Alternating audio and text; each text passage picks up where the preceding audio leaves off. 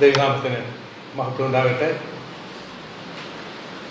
ഇന്ന് നിങ്ങളോടുകൂടെ ഭാവിനെ മഹത്വപ്പെടുത്തുവാനൊക്കെയാണ് ദൈവം എനിക്ക് തന്ന നല്ല സാവകാശത്തിനായിട്ട് ദൈവത്തെ സ്തുതിക്കുന്നു. ദൈവിക കരുതൽ കഴിഞ്ഞ നാളുകളിൽ ധാരാളമായിട്ട് നൽകി ദൈവം നമ്മളെ ഓരോരുത്തരെയും വിവിധ നിലകളിൽ സൂക്ഷിച്ചു. നമ്മൾ ഓർത്തതുപോലെ എൻ്റെ മധ്യത്തിലും പ്രതിസന്ധികളുണ്ട്, പ്രതികൂല സാഹചര്യങ്ങളുണ്ട്. നമ്മളിന്ന് നാട്ടിൽ ഓർത്തതുപോലെ ബാലശിക്ഷ നൽകുവാൻ അപ്പനെങ്കിലും യേശുവിൻ്റെ സ്നേഹം കുറഞ്ഞു പോകാറുണ്ട്. ദൈവം ബാലശിക്ഷകൾ നമ്മുടെ ജീവിതത്തിൽ നൽകുമ്പോൾ അത് ദൈവത്തിൻ്റെ മക്കളാണെന്നുള്ള ഉറപ്പാണ് നമുക്ക് ലഭിക്കേണ്ടത്. കാരണം ദൈവം തന്നെ മക്കളെയാണ് ശിക്ഷിക്കുന്നത്, ചില ബാലശിക്ഷയിൽ കൂടെ കടത്തിവിടുന്നത്. എന്നാൽ ഒരിക്കലും ഒരു പിതാവിന് തൻ്റെ മക്കളോടുള്ള സ്നേഹം അതിൻ്റെ അടിസ്ഥാനത്തിൽ ഒട്ടും കുറയുവാനായിട്ട് ഇടയാകുന്നില്ല. ദൈവമക്കളെ നമുക്ക് ആ ദൈവകൃപയിൽ പൂർണ്ണമായിട്ട് ആശ്രയിക്കുകയും ശരണപ്പെടുകയും ചെയ്യാം. ദൈവത്തോടുള്ള ആ സ്നേഹത്തിലും ഭക്തിയിലും നമുക്ക് മുമ്പോട്ട് പോകാം. അതിന് നമ്മെ താങ്ങുന്നത്, നമ്മെ സപ്പോർട്ട് ചെയ്യുന്നത് ദൈവത്തിൻ്റെ വചനമാണ്. നാം പലപ്പോഴും ഓർക്കാറുള്ള ഒരു വാക്യമാണ്. തിമോത്തിയോസുള്ള ബന്ധത്തിൽ പൗലോസ് അപ്പോസ്തലൻ ഓർപ്പിക്കുന്ന ഒരു വാക്കുണ്ട്. ദൈവത്തിൻ്റെ മനുഷ്യൻ സകല സൽപ്രവർത്തിക്കും വക പ്രാപിച്ച് തികഞ്ഞവനാകേണ്ടതിന്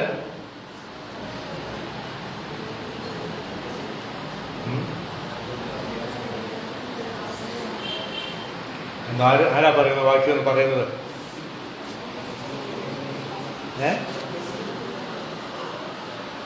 സകല സൽപ്രവർത്തിക്കും വക പ്രാപിച്ച് തികഞ്ഞവനാകേണ്ടതിന് ഉപദേശത്തിന്, ശാസ്ത്രത്തിന്, ഗുണീകരണത്തിന്, നീതിയിലെ അഭ്യാസത്തിന് പ്രയോജനമുള്ളതാണ്.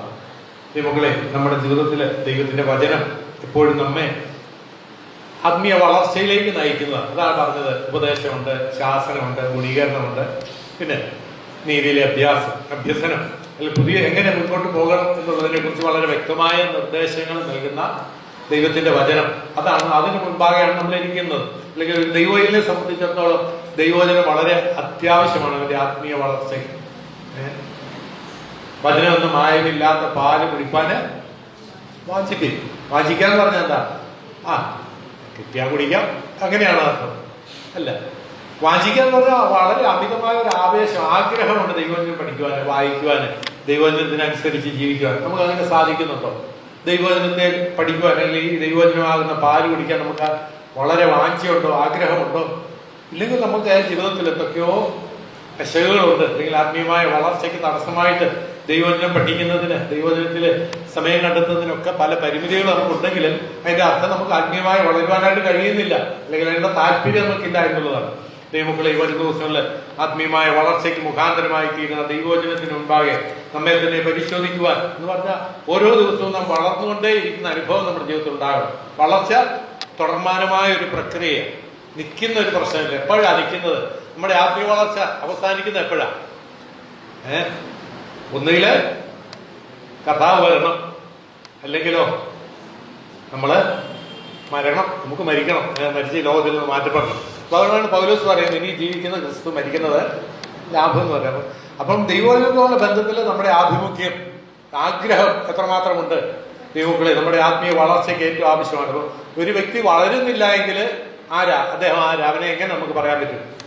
വളർച്ചയില്ലാത്ത ഒരു വ്യക്തിയെ നമുക്ക് എങ്ങനെ ഒറ്റ വാക്കുകൊണ്ട് പറയാൻ പറ്റും? അനാത്മീയെന്ന് പറയാം, ജഡീകനെന്ന് പറയാം. വളർച്ചയില്ലെങ്കിൽ അതാ അവസ്ഥ. എന്ന് പറഞ്ഞാൽ വളർച്ചയില്ലാത്ത വ്യക്തിയിൽ പിശാചിന് പ്രവർത്തിക്കാൻ വളരെ എളുപ്പമാണ്.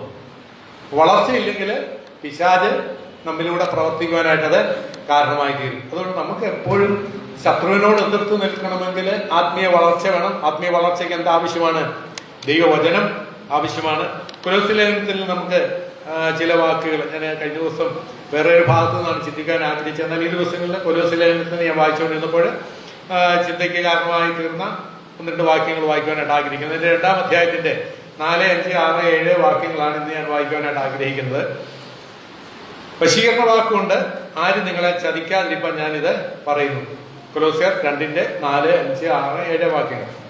5-ാം വാക്യം: ഞാൻ ശരീരം കൊണ്ട് ദൂരസ്ഥനെങ്കിലും ആത്മാവ് കൊണ്ട് നിങ്ങളോട് കൂടെയുള്ളവനായി നിങ്ങളുടെ ക്രമവും ക്രിസ്തുവിൽ നിങ്ങൾക്കുള്ള വിശ്വാസത്തിന്റെ സ്ഥിരതയും കണ്ട് സന്തോഷിക്കുന്നു. ആകയാൽ നിങ്ങൾ കർത്താവായ ക്രിസ്തു യേശുവിനെ കൈക്കൊണ്ടതുപോലെ അവന്റെ കൂട്ടായ്മയും നടത്തി അവനിൽ വേരൂന്നിയും ആത്മീയവർദ്ധന പ്രാപിച്ചും നിങ്ങൾക്ക് ഉപദേശിച്ച് തന്നതിനൊത്തവണ്ണം വിശ്വാസത്താൽ കുറച്ചും സ്തോത്രത്തിൽ കവിഞ്ഞും ഇരിപ്പിക്കും. നമ്മുടെ ആത്മീയ വളർച്ചയ്ക്ക് കാരണമായി തീരേണ്ട ചില പ്രത്യേക കാര്യങ്ങളാണ് ഈ ഭാഗത്ത് നമുക്ക് കാണുവാനായിട്ട് കഴിയുന്നത്. എബ്രായലേഖനം 6-ാം അധ്യായത്തിന്റെ 2-ാം വാക്യത്തിൽ നാം ഇങ്ങനെ വായിക്കുന്നു: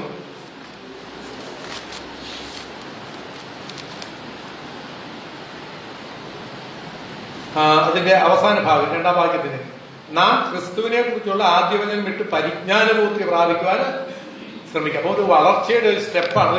നിങ്ങൾ ഇപ്പോഴും നമ്മൾ ജനിക്കുമ്പം ആരംഭത്തിലൊക്കെ ചെറിയ ചെറിയ രീതിയിലായിരിക്കും കുഞ്ഞുങ്ങളെ വളർച്ച. എന്നാൽ അവർക്കൊരു കാലഘട്ടമുണ്ട്. വളർച്ചയിലെത്തി എന്ന് മറ്റുള്ളവരെ അംഗീകരിക്കുന്ന ഒരു കാലഘട്ടം. അത് 18 വയസ്സ് കഴിയുമ്പോൾ അവർ പ്രായപൂർത്തിയായി നമ്മൾ പറയാറുണ്ട്. പിന്നീട് അതുവരെയാണ് നമ്മൾ അവരെ ഉപദേശിക്കുകയും അവരെ പ്രോത്സാഹിപ്പിക്കുകയും ചെയ്യേണ്ടത്. അപ്പൊ ആദ്യം കൊച്ചു കുഞ്ഞുങ്ങളാണെങ്കിൽ നമ്മൾ എന്ത് ചെയ്യും? അവർക്ക് ആഹാരം കൊടുക്കുന്ന കാര്യത്തിൽ ചില പരിമിതികളുണ്ട്. അവരെ പഠിപ്പിക്കുന്ന കാര്യത്തിൽ പരിമിതികളുണ്ട്. നമ്മൾ പ്രായമുള്ളവരെ പഠിപ്പിക്കുന്നത് പോലെയോ പ്രായമുള്ളവർ കഴിക്കുന്നത് പോലെയുള്ള ആഹാരമല്ല അവരൊന്നും കഴിക്കുന്നത്. 6 മാസം വരെ ലിക്വിഡ് ഫുഡാണ് കൊടുക്കുന്നത്, അല്ലേ? അത് കഴിഞ്ഞിട്ടാണ് അവർക്ക് ബാക്കിയുള്ള ആഹാരങ്ങളൊക്കെ, കട്ടിയുള്ള ആഹാരം കൊടുക്കാൻ നമ്മൾ തയ്യാറാകും. എന്ന് പറഞ്ഞ പോലെ നമ്മുടെ ആത്മീയ ജീവിതത്തിൽ നമ്മൾ വളർച്ചയെത്തിയവര് വളർച്ചയുടെ അനുഭവത്തിലായിരിക്കണം നമ്മുടെ ജീവിത നിലവാരങ്ങൾ. അപ്പം വചനത്തിന്റെ പരിജ്ഞാന പൂർത്തിയിലേക്ക് നമ്മൾ കടന്നു വരുവാനായിട്ട് ഇടയായിരിക്കണം. ദൈവങ്ങളെ, യോഹന്നാൻ അതുകൊണ്ടാണ് പറയുന്നത്, ഞാൻ എപ്പോഴും ആഗ്രഹിക്കുന്ന ഒരു പ്രത്യേക കാര്യം ഇന്നതാണ്. യോഹന്നാൻ പറയാണ്, അവൻ വളരണം, ഞാനോ കുറയണം. ക്രിസ്തു എന്നിൽ വളരണം. അപ്പൊ വളർച്ച പ്രാപിക്കുന്ന അനുഭവം എപ്പോഴും ഒരു വിശ്വാസത്തിന്റെ ജീവിതത്തിൽ ഉണ്ടാകണം. അത് തുറന്നാലുമായിട്ട് സംഭവിക്കേണ്ട കാര്യമാണ്. നമുക്കൊരു ഒരു സ്ഥലത്ത് പൂർണ്ണമായിട്ട് അല്ലെങ്കിൽ വളർച്ചയില്ലാത്ത ഒരു അനുഭവത്തിൽ മുൻപോട്ട് പോകാനായിട്ട് കഴിയില്ല. അത് ആത്മീയ ജീവിതത്തിലെ ഒരു പരാജയമാണ്. അതുകൊണ്ട് നമുക്ക് ആത്മീയ വളർച്ച നേടുവാനായിട്ട് ദൈവങ്ങളെ നമുക്ക് ശ്രമിക്കാം. നമുക്ക് ദൈവവചനത്തിന് മുമ്പാകെ നമ്മളെ തന്നെ പരിശോധിക്കാം. അപ്പൊ ആ ഉന്നതമായ അനുഭവത്തിലേക്ക് കടന്നു വരുവാനുള്ള ആഗ്രഹത്തോടുകൂടെ വേണം നമ്മൾ മുൻപോട്ട് പോകാൻ. എന്തിനാണ് ഈ ആത്മീയ വളർച്ച അല്ലെങ്കിൽ ഇങ്ങനെ പറയുവാൻ കാരണം എന്താണ്? അതിന്റെ 4-ാം വാക്യത്തിൽ നാം വായിക്കുന്നത്, വശീകരണ വാക്കുകൊണ്ട് ആരും നിങ്ങളെ ചതിക്കാതിരിക്കാൻ ഞാനിത് പറയാം. അപ്പം പൗലോസ് ഈ വാക്കുകളൊക്കെ വിശ്വാസി ദൈവമക്കളോട് അല്ലെങ്കിൽ കൊലോസ്യരുടെ വിശ്വാസികളോട് പറയുന്നത് എന്തിനാണ്? വശീകരണ വാക്കുകൊണ്ട് ആരും നിങ്ങളെ ചതിക്കരുത്. ദൈവമക്കൾ നമ്മളെ ചതിക്കുവാൻ, നമ്മളെ സ്വാധീനിക്കുവാൻ, തെറ്റായ ഉപദേശ വിഷയങ്ങളിൽ നമ്മെ മാറ്റി നിർത്തുക അല്ലെങ്കിൽ നമ്മെ ആ മറ്റ് തലങ്ങളിലേക്ക് നമ്മെ തെറ്റിക്കുവാനായിട്ട് പിശാച് എപ്പോഴും നമ്മോട് കൂടെയുണ്ട്. അതാണ് ഞാൻ മുമ്പേ ഓർപ്പിച്ചത്. നമ്മൾ ഒരിക്കലും സ്ഥിരമായിട്ട് ഇവിടെ നിൽക്കുവാൻ ആവശ്യമുള്ളവരല്ല. നമ്മൾ ആത്മീയ വളർച്ച പ്രാപിക്കേണ്ടവരാണ്. അല്ലെങ്കിൽ ക്രിസ്തീയ ജീവിതത്തിൽ നമ്മൾ നടക്കുന്നവരായിരിക്കണം, മുൻപോട്ട് പോകുന്നവരായിരിക്കണം. അല്ലെങ്കിൽ ഒരു സ്ഥാനത്ത് സ്റ്റില്ലായിട്ട് നിൽക്കുവാനായിട്ട് ദൈവം നമ്മളെ കുറിച്ച് ആഗ്രഹിക്കുന്നത്. അപ്പൊ ഇവിടെ കൊലോസ്യലേഖനത്തിൽ നാം വായിക്കുമ്പോൾ, കൊലോസ്യലേഖനത്തെ കുറിച്ച് നാം പഠിക്കുമ്പോൾ അവിടെ പ്രതിപാദ്യ വിഷയം എന്ന് പറയുന്നത് ക്രിസ്തുവിനെ കുറിച്ചാണ് പറയുന്നത്. എഫേസ്യ ലേഖനം കൊലോസ്യലേഖനം തമ്മിൽ ഒത്തിരി സാമ്യമുണ്ട്. എഫേസ്യ ലേഖനം എന്ന് പറയുന്നത്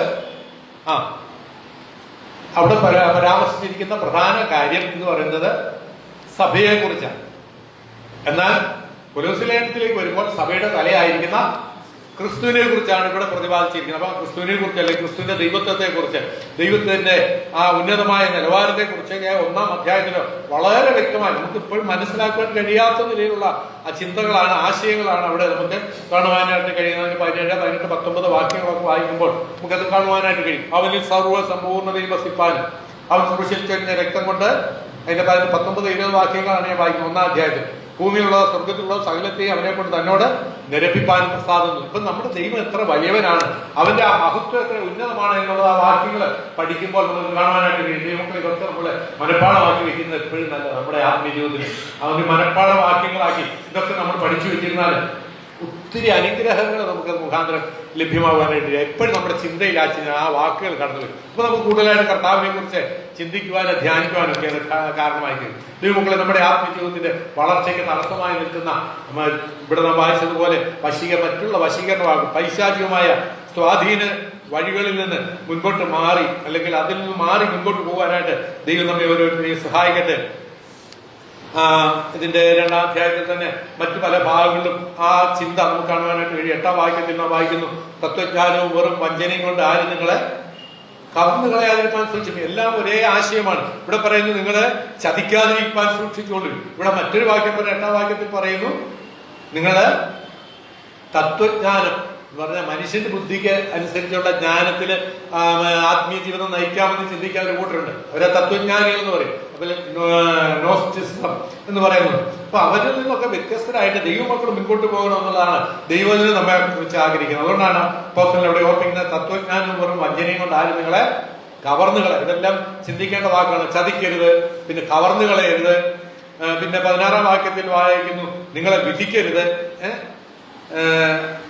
18-ാം വാക്യത്തിന്റെ അവസാന വാക്യം ഇങ്ങനെ നാം വായിക്കുന്നു, ആരും നിങ്ങളുടെ ബിരുദ തെറ്റിക്കരുത്. അപ്പൊ ലക്ഷ്യത്തിലേക്ക് പോകുന്നതിന് തടസ്സമായി നിൽക്കുന്ന ഈ നിലയിലുള്ള ഘടകങ്ങളൊന്നും ഒരു ദൈവവചനത്തെ സംബന്ധിച്ചിടത്തോളം സ്വാധീനിക്കുവാനായിട്ട് ഇടയാക്കരുത്.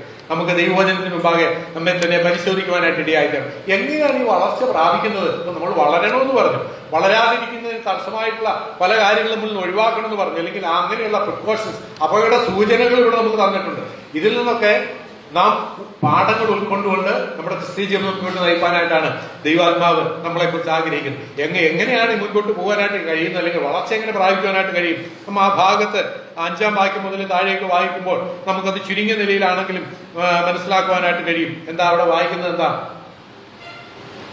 5-ാം വാക്യത്തിൽ നാം ഇങ്ങനെ വായിക്കുന്നു, ഞാന് ശരീരം കൊണ്ട് ദൂരസ്ഥനെങ്കിലും ആത്മാവുകൊണ്ട് നിങ്ങളോട് കൂടെയുള്ളവനായി നിങ്ങളുടെ ക്രമവും ക്രിസ്തുവിൽ നിങ്ങൾക്കുള്ള വിശ്വാസത്തിന്റെ സ്ഥിരതയും കണ്ട് സന്തോഷിക്കുന്നു. ഇപ്പൊ സന്തോഷിക്കാൻ ഒരു വകയുണ്ട്. എവിടെയാണ് സന്തോഷിക്കുന്നത്?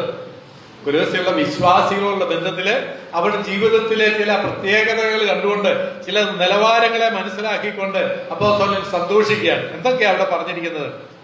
കൊലോസ്യയുള്ള വിശ്വാസികളോട് പറയാണ്, നിങ്ങൾക്കുള്ള ക്രമം, പിന്നെ ക്രിസ്തുവിൽ നിങ്ങൾക്കുള്ള വിശ്വാസത്തിന്റെ സ്ഥിരത. അപ്പൊ ക്രമമുണ്ട്, സ്ഥിരതയുണ്ട്, അല്ലേ? ഇത് ഒരു ദൈവവൈതലിന്റെ ജീവിതത്തിൽ അത്യാവശ്യമായിരിക്കുന്ന ഘടകമാണ്.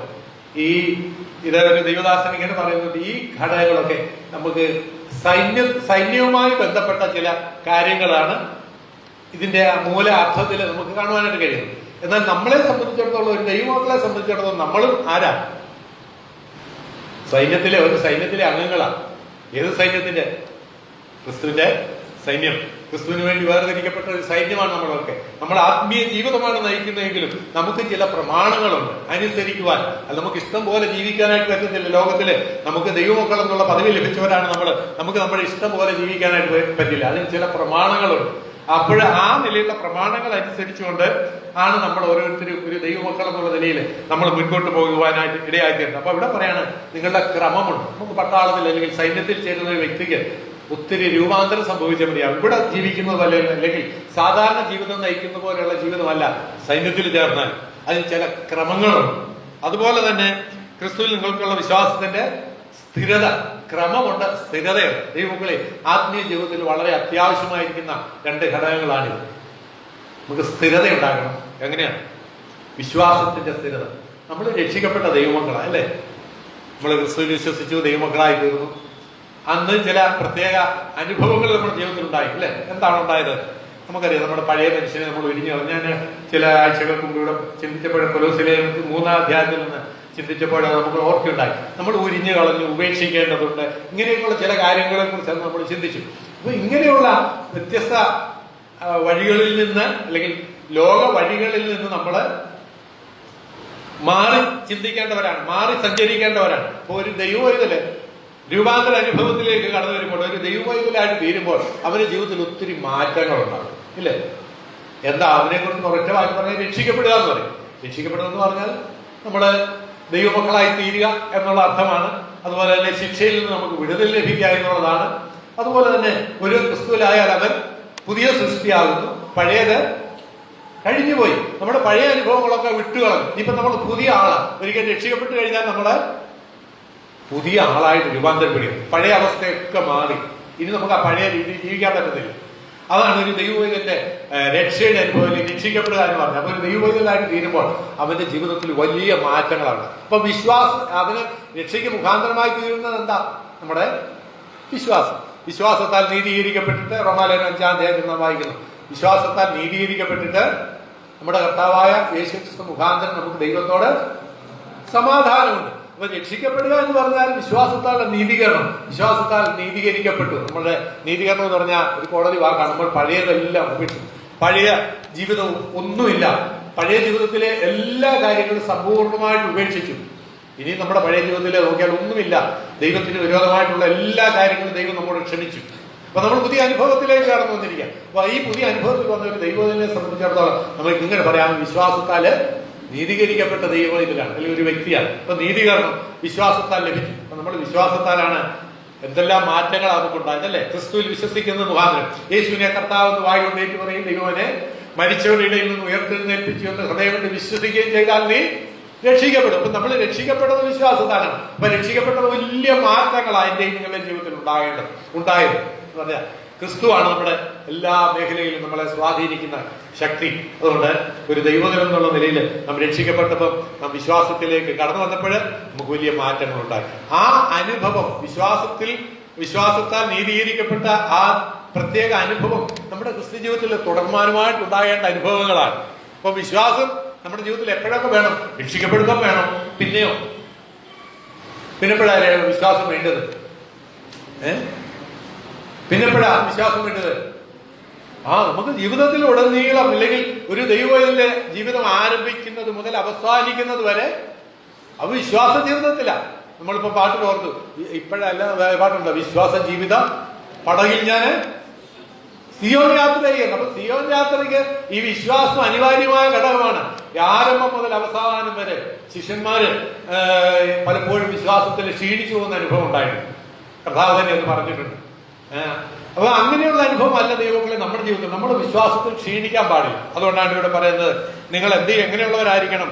നിങ്ങള് വിശ്വാസത്തിന്റെ സ്ഥിരതയുള്ളവരായിരിക്കണം. പൗലോസ് പറയാണ്, അത് ഈ കൊലോസ്യയിലുള്ള വിശ്വാസികൾക്ക് അതുണ്ടായിരുന്നു. അതുകൊണ്ട് താൻ പറയാണ്, ഞാൻ അതിൽ വളരെയധികം സന്തോഷിക്കുന്നു. വിശ്വാസത്തിൽ നിലനിൽക്കുക. എന്തോ വിശ്വാസത്തിൽ നിലനിൽക്കുക എന്ന് പറഞ്ഞാല് ഞാൻ രക്ഷിക്കപ്പെട്ടു, ഇന്നെനിക്ക് വിശ്വാസമുണ്ട് എന്ന് പറഞ്ഞാൽ മതിയോ? അല്ല. നമ്മുടെ വിശ്വാസ ജീവിതത്തിലെ നമ്മെ ശക്തമായ ഉന്നതമായ നിലവാരത്തിലേക്ക് നയിക്കുന്നത്, അല്ലെങ്കിൽ നമ്മുടെ ഉന്നതമായ നിലവാരം കാത്തു സൂക്ഷിക്കുവാനായിട്ടാണ് ഈ വിശ്വാസം നമുക്ക് മാർഗരേഖയായിരുന്നു, അല്ലെങ്കിൽ നമുക്ക് ആവശ്യമായിരിക്കുന്നത്. നമ്മളിപ്പം പലരുടെയും സാക്ഷ്യങ്ങൾ വരും. അവരുടെ ജീവിതത്തിലൊക്കെ വളരെ പ്രതിസന്ധികളുണ്ട്, പ്രതികൂലങ്ങളുണ്ട്, രോഗങ്ങളുണ്ട്, ക്ഷീണിച്ചു പോകാവുന്ന അനുഭവങ്ങളുണ്ട്. അവിടെയൊക്കെ നമുക്ക് ആശ്രയിക്കാനുള്ളതാരാണ്? കർത്താവിൽ. നമ്മുടെ കർത്താവിൽ മാത്രം നമുക്ക് ആശ്രയിക്കാൻ. അപ്പൊ അങ്ങനെ ആശ്രയിക്കുവാൻ എന്താവശ്യമാണ്? വിശ്വാസം. അപ്പൊ ഈ ലോകത്തില് നിങ്ങൾക്ക് കഷ്ടമുണ്ടെങ്കിൽ ധൈര്യപ്പെടുത്തി, ഞാൻ ലോകത്തെ ജയിച്ചിരിക്കുന്നു നല്ലി ചെയ്ത കർത്താവിന്റെ കരുതൽ നമുക്ക് ഓരോ ദിവസവും ഉണ്ട്. ദൈവമക്കളായതുകൊണ്ട് ജീവിതത്തില് കർത്താവ് നമ്മെ ഉപേക്ഷിക്കുന്നവനല്ല, പ്രതിസന്ധികളുടെ മധ്യത്തിൽ ഉപേക്ഷിക്കുന്നവനല്ല. ആ ചിന്ത, ആ സ്വാധീനത നമുക്ക് എപ്പോഴും ഉണ്ടാകണം. എന്റെ കർത്താവ് എനിക്ക് വേണ്ടി കരുതുന്നവനാണ്, എന്റെ പ്രതിസന്ധികൾ എന്നെ സഹായിക്കുവാൻ ഗുണം കഴിവുള്ളവനാണ്. നമുക്കൊന്നിനെക്കുറിച്ചും ഭാരപ്പെടുവാൻ ഇടയാകാതെ, ഭയപ്പെട്ടു പോകാതെ നാം ദൈവകൃപയിൽ ആശ്രയിക്കുക. അതാണ് വിശ്വാസം. വിശ്വാസം എന്ന് പറഞ്ഞാൽ എന്താ? കർത്താവിൽ ചാരുക.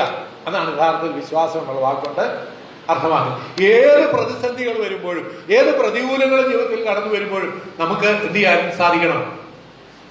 കർത്താവിൽ മാത്രം ആശ്രയിക്കാനായിട്ട് സാധിക്കും. മറ്റുള്ളവരിൽ ആശ്രയിച്ചാൽ ഒന്നും ഫലകരമായിട്ട് നമുക്ക് മുൻപോട്ട് പോകാനായിട്ട് കഴിയുകയില്ല. നമ്മുടെ വിശ്വാസ ജീവിതത്തിൽ, ക്രിസ്ത്യ ജീവിതത്തില് ധൈര്യമായിട്ട് മുൻപോട്ട് പോകുവാനായിട്ട് മനുഷ്യരിൽ ആശ്രയിച്ചാൽ സാധ്യമല്ല. 118 സങ്കീർത്തനത്തിൽ നാം വായിക്കുന്നു, മനുഷ്യരിൽ ആശ്രയിക്കുന്നതിനേക്കാൾ യഹോവയിൽ ആശ്രയിക്കുന്നത് നല്ലത്. അപ്പൊ ദൈവത്തിലാണ് നമ്മുടെ പരിപൂർണമായ ആശ്രയം. അതാണ് വിശ്വാസം എന്ന് പറയുന്നത്. ഏത് ആവശ്യങ്ങളുടെ മുഖത്തും, ഏത് പ്രതിസന്ധികളുടെ സ്ഥാനത്തും കർത്താവിലൊക്കെ ചാരുക. ഈ സാധാരണ നമ്മൾ ചാരുന്നത് എപ്പോഴാണ് ചാരുന്നത്? വളരെ ബലഹീനരായി തീരുമ്പോഴാണ്, അല്ലേ? അല്ലെങ്കിൽ നമ്മളൊക്കെ പിടിച്ചു നിൽക്കും. നമ്മൾ ചിലപ്പോൾ ഭിത്തിയോട് ചാരി നിൽക്കുന്നത്, ഇന്നലെ ചിലപ്പോൾ ചാരും. എന്തുകൊണ്ടാണ്? നീ നേരെ നിൽക്കാൻ കഴിയുന്നില്ല. അപ്പം ബലഹീനരായി. അതുകൊണ്ടാണ് ചാരുന്നത്. ഇപ്പൊ മനുഷ്യരിൽ നമ്മള് മാനുഷികമായ നിലയിൽ ചിന്തിക്കുമ്പോൾ നമ്മള് ബലഹീനരായിരിക്കും. ചിലപ്പോൾ നമ്മൾ അടുത്തിരിക്കുന്ന അടുത്തേക്ക് ചാരും. എന്താണത്? നമ്മൾ ബലഹീനരാണ് എന്നുള്ളതിന്റെ തെളിവാണ്, അല്ലെ? ആ ബോധ്യമാണ് നമുക്ക് ചാരുവാനായിട്ട് കാരണമായിട്ട്. ദൈവമക്കളെ, അതുപോലെ നമ്മള് ദൈവത്തിൽ ചാരണമെങ്കിൽ എന്ത് വേണം? കർത്താവേ, ഞാൻ ബലഹീനനാണെന്ന് ഞാൻ മനസ്സിലാക്കണം. കർത്താവിന് പറയണം, ഞാൻ ബലഹീനനാണ്, അല്ലെങ്കിൽ എനിക്കത് ബോധ്യപ്പെടണം. കർത്താവേ, ഞാൻ ബലഹീനനാണ്, എനിക്ക് സ്വയമായിട്ട് മുൻപോട്ട് പോകാനായിട്ട് കഴിയില്ല, അങ്ങയുടെ സാന്നിധ്യമാണ് എനിക്ക് ആവശ്യം എന്നുള്ളത് നമ്മൾ മനസ്സിലാക്കണം. ദൈവമക്കളെ, വരുന്ന ദിവസങ്ങളിൽ നമുക്ക് ആ നിലയിൽ മുൻപോട്ട് പോകാനായിട്ട് ദൈവം നമ്മെ ഓരോരുത്തരെയും സഹായിക്കണം. ദൈവകൃപയിൽ ആശ്രയിക്കാം, ദൈവകരങ്ങളിൽ ശരണപ്പെടാം. തുടർന്നുള്ള ഭാഗങ്ങളിൽ നമുക്ക് താഴേക്ക് വരാം. 5, 6, 7 വാക്യങ്ങളിലേക്ക് കടന്നു വരുമ്പോൾ നമുക്ക് മനസ്സിലായി, ആ കൊലോസ്യയിലെ വിശ്വാസികളെ സംബന്ധിച്ചിടത്തോളം അവര് ദൈവകൃപയിൽ നിലനിൽക്കുന്നവരാണ്, വിശ്വാസത്തിന്റെ സ്ഥിരതയുള്ളവരാണ്.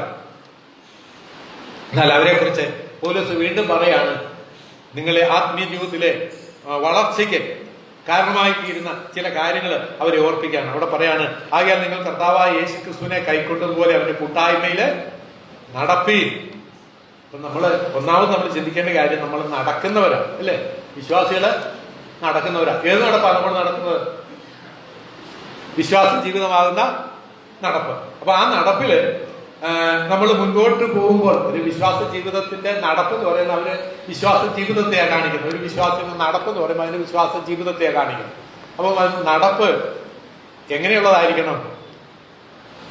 കർത്താവിന്റെ കൂട്ടായ്മയിൽ, അവനുള്ള കൂട്ടായ്മയിലായിരിക്കണം അല്ലേ? 1-ാം അധ്യായത്തിന്റെ 10-ാം വാക്യത്തിൽ നാം വായിക്കുന്നു, നിങ്ങൾ പൂർണ്ണ പ്രസാദത്തിനായി കർത്താവിന് യോഗ്യമാകുമെന്ന് നടന്നു. അപ്പൊ നമ്മുടെ നടപ്പെന്ന് പറയുന്നത് യേശുവിനൊക്കെ അവന്റെ കൂട്ടായ്മയിലായിരിക്കണം. 1-ാം അധ്യായത്തിന്റെ 10-ാം വാക്യത്തിൽ നാം വായിച്ചത് പൂർണ്ണ പ്രസാദത്തിനായിട്ട് കർത്താവിന് യോഗ്യമാകുമെന്ന്. നമ്മുടെ ജീവിതം എങ്ങനെയുള്ളതായിരിക്കണം? ദൈവത്തിന് പ്രസാദകരമായിട്ട് ജീവിക്കണം. എങ്ങനെയാണോ പറഞ്ഞിരിക്കുന്നത്? പ്രസാദകരമാകണം. എന്നാൽ അതിനൊരു അല്പം കൂടെ പ്രാധാന്യം നൽകി ഗൗരവത്തോടുകൂടിയാണ് പറയുന്നത്. പൂർണ്ണ പ്രസാദമാകും. ദൈവത്തിന് പൂർണ്ണ പ്രസാദത്തിനായിട്ട്. അപ്പൊ നമ്മള് പൂർണ്ണ പ്രസാദത്തിനായിട്ട് കർത്താവിന് യോഗ്യമാകും വണ്ണം നടക്കണം. ഒരു ദൈവത്തിന്റെ നടപ്പ് ദൈവത്തിന് യോഗ്യമാകും വണ്ണമായിരിക്കും. നടക്കാൻ സാധിക്കുന്നുണ്ടോ നമുക്ക്? അങ്ങനെ നമുക്ക് അനേക വാക്യങ്ങൾ അതിനോട് ബന്ധത്തിൽ കാണുവാനായിട്ട് കഴിയും. നടപ്പിനെ കുറിച്ച്, വിശ്വാസത്തിന്റെ നടപ്പ് എങ്ങനെയായിരിക്കണം, ആ നടപ്പിനെ കുറിച്ചൊക്കെ നമുക്ക് മനസ്സിലാക്കണമെങ്കിൽ എവിടേക്ക് വന്നാൽ മതി? ഏറ്റവും കൂടുതൽ കാര്യം അല്ലെങ്കിൽ നടപ്പിനെ കുറിച്ച് പല നിലയിൽ പറഞ്ഞിട്ടിരിക്കുന്ന ഒരു ലേഖനമാണ് നിങ്ങൾ വെളിച്ചത്തിലുള്ളവരായിട്ട് നടന്നുകൊള്ളി എന്ന് പറയുന്നത് എവിടെയാ?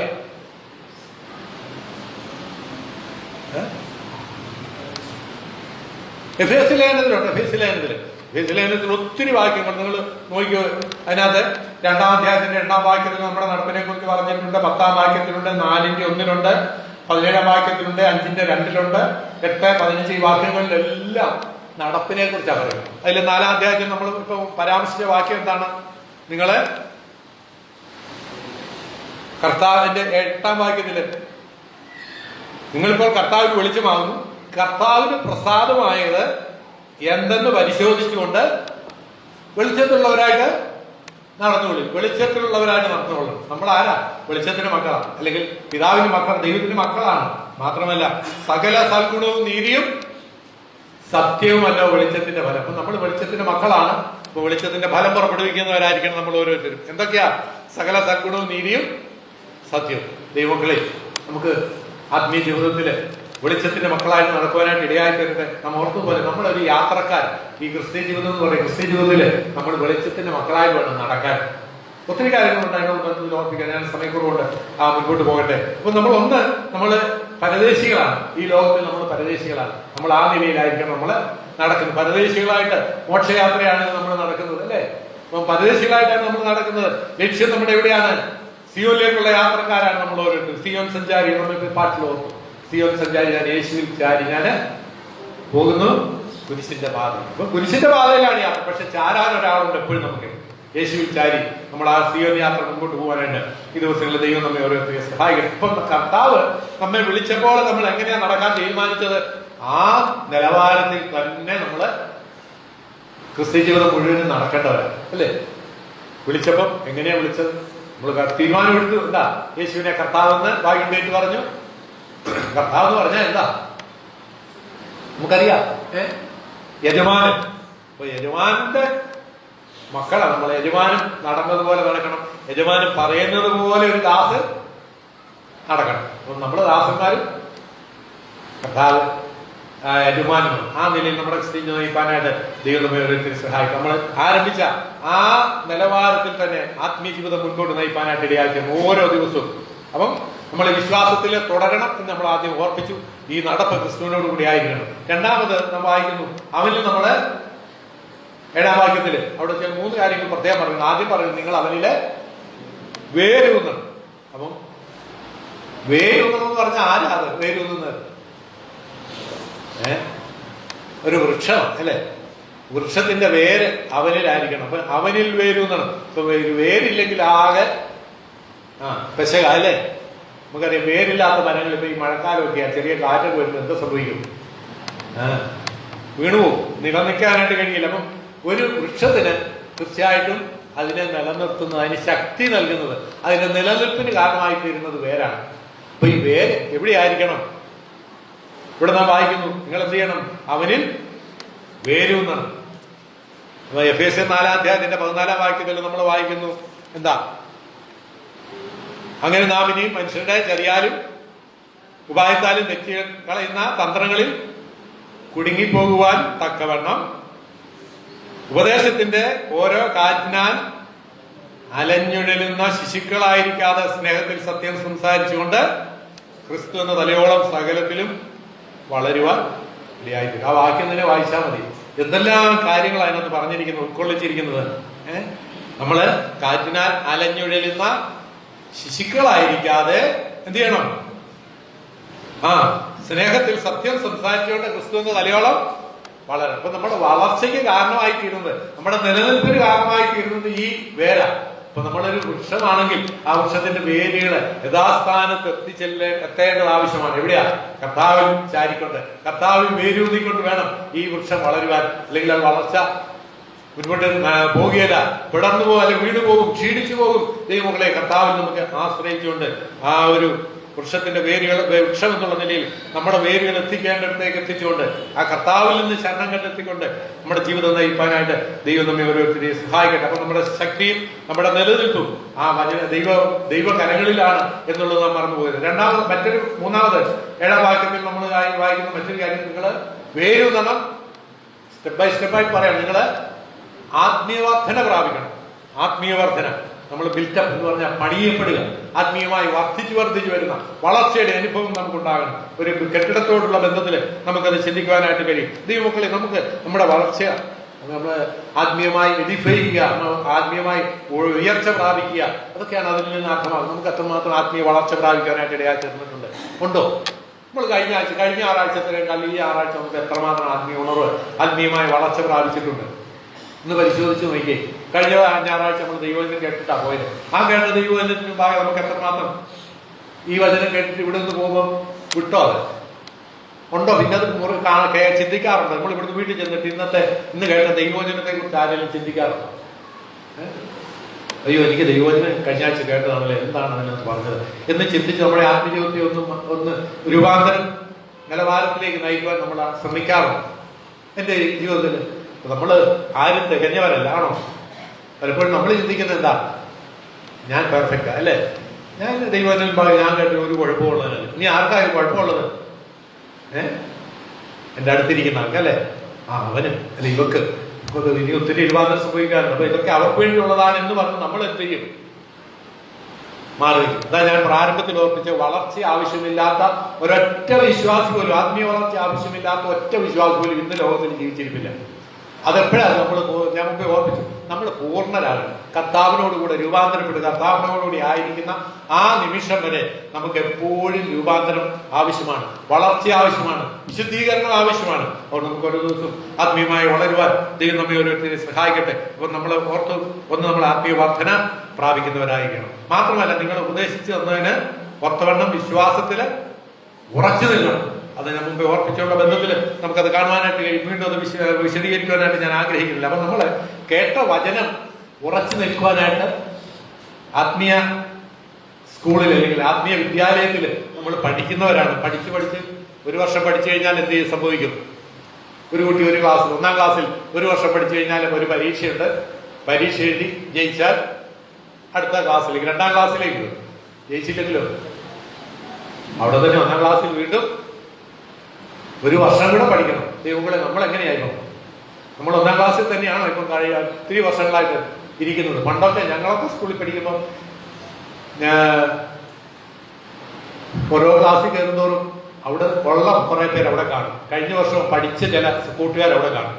1-2 വർഷങ്ങൾ ഞാൻ പറഞ്ഞു, 8-ാം ക്ലാസ്സിലൊക്കെ ഞാൻ പഠിക്കുമ്പോൾ 2-3 വർഷം പഠിച്ച വിദ്യാർത്ഥികൾ ആ 8-ാം ക്ലാസ്സിൽ തന്നെ ഉണ്ടായിരുന്നു. അവരൊക്കെ, നമ്മളൊക്കെ ചെറുതാണെങ്കിൽ അവരൊക്കെ ഇത്രയും. അതല്ല ദൈവമക്കളെ നമ്മളെ കുറിച്ച് ദൈവം ആഗ്രഹിക്കുന്നത്. നമ്മുടെ വളർച്ചയ്ക്കനുസരിച്ച്, ആത്മീയ വളർച്ചയ്ക്കനുസരിച്ച് നമുക്ക് ഓരോ സ്റ്റെപ്പായിട്ട് മുൻപോട്ട് പോകാനായിട്ട് ഇടയാക്കണം. 1-ാം ക്ലാസ്സിൽ ഒരു വർഷം പഠിച്ചു, 2-ാം ക്ലാസ്സിൽ അടുത്തത്. അങ്ങനെ നമ്മുടെ ആത്മീയ ജീവിതത്തിൽ ഈ വളർച്ചയും പ്രൊമോഷനൊക്കെ ആവശ്യമാണ്. അതിനാ പരീക്ഷ നടത്തുന്നത്. നമ്മൾ യാക്കോബിന്റെ ലേഖനത്തിലുണ്ടല്ലോ, അല്ലെങ്കിൽ ദൈവം തന്റെ മക്കൾക്ക് പ്രാരംഭത്തിൽ ഞാൻ ഓർമ്മിച്ച് ചില ശിക്ഷയൊക്കെ കൊടുക്കുന്നുണ്ട്, ആത്മീയ ശിക്ഷ. അതെന്തിനു വേണ്ടിയാ?